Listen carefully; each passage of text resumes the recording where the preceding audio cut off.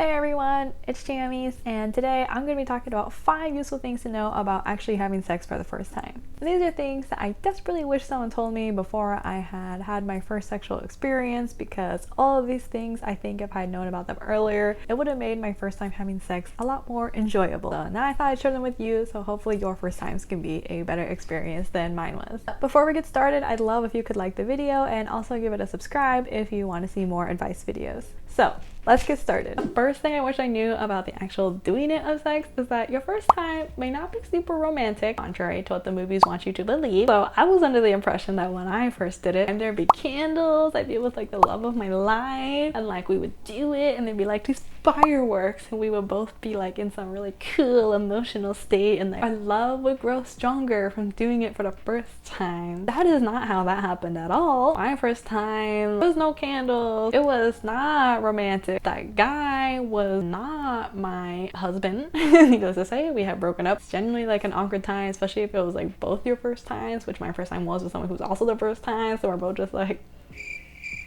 how does this work? Let's find out. Where is the hole? So lots of questions and figuring stuff out together, which is an experience, but I will say it was definitely not like super romantic like the movies. But I will note that if you want it to be romantic, you can talk to your partner about it beforehand and say, hey, like I would like it to be romantic, so can we like get some candles up in here and just make it a moment and like make it as romantic as we can. So kind of on that similar note, it's very important to communicate with your partner, because I will say that my first time hurt, which I've heard like happens to a bunch of people. My vagina was like, whoa, this is stretching in ways it has not before. Like I wish I had communicated to the guy like, hey, let's like slow down, like it kind of hurts, but I was like, kind of feels good but kind of hurts. So I was like confused, and I wish I had communicated that with them. And I also wish I had told him where the clit was. Like no lie, for like a year I did this guy and I didn't tell him where the clit was, and he did not figure it out ever. I really went a whole year without coming because I didn't tell this guy where the clit was, because I was awkward and embarrassed and shy and felt weird about sex in general talking about it. So very important to communicate. Like I wish someone told me, hey, it's totally normal to communicate. Like let them know, hey, I like when you do this, I love when you do this, oh, have you tried playing with this part before? Like, so just communicating what's going well, like, hey, it kind of hurts, can we slow down, or like let's switch positions or something. It's really good to communicate with them what works, doesn't work, etc. And on that note of communication, I will say that you might not orgasm your first time. There are like several reasons for this. For me, well, he didn't know where the clit was, and also it was just my first time figuring out stuff. Like I had masturbated before, and so I could make myself clit come, but I hadn't like come from like having the penis inside of me before. So that was definitely new and took me a while to get. And like I've heard people, they might be really nervous, so that might stop them from coming, or you might come too soon. Like at least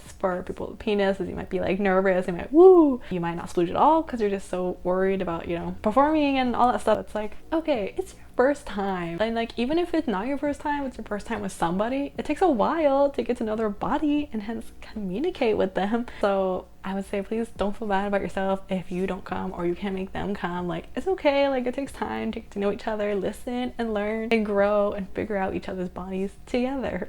Also, you might bleed first time you have sex. Then I didn't bleed the first time I had sex, but it actually happened from someone fingering me, so like a little bit of blood kind of spotted out. And when you bleed from the first time of something like that happening from insertion of something, that is when your hymen breaks. It's not good nor bad, it just breaks, and that's totally normal and natural. Sometimes it happens from riding a horse, from inserting a tampon, it just breaks and a little blood comes out, and then that is that. So it does hurt a little bit, but I will say like really normal, and they don't know what that is, or they might be confused why you're bleeding. Just let them know that's what's happening. It's good for them to learn. I didn't know what happened after someone fingered me and there's blood on my underwear, so then I went on Google and was like, oh thank God, okay, it's normal, it's cool. This is the hymen breaking, which some people say popping a cherry is a phrase some people use. That is what they mean. But again, does not mean anything. You're not dirty, nothing bad is happening, like not shameful, that's just what happens.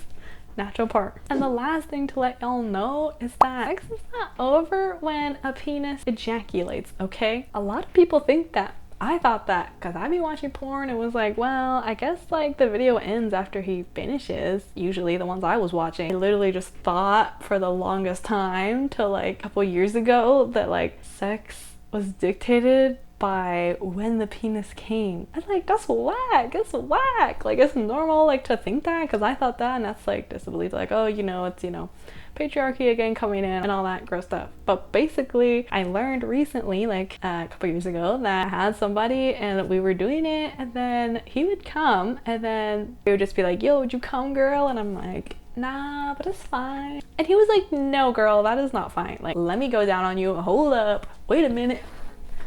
Anyway, so he would go down and then he would eat me out, which is really awesome, until I came and like fingered me or did stuff. And like, that was just so nice, because I was like, wait. And I was like, wow. The whole time I had this limiting belief that once he finishes, like, whatever, sex is over, why would they want to keep doing me, because they're not turned on anymore. But like, it's honestly just like me giving a blowjob. Like, I'm fine doing it. I like making another person pleasurable. I might not be directly like coming from it, and like I might have already came, but like, it's fun and I like doing it, and like I want them to be pleased too. So just know that it is not over when the penis finishes.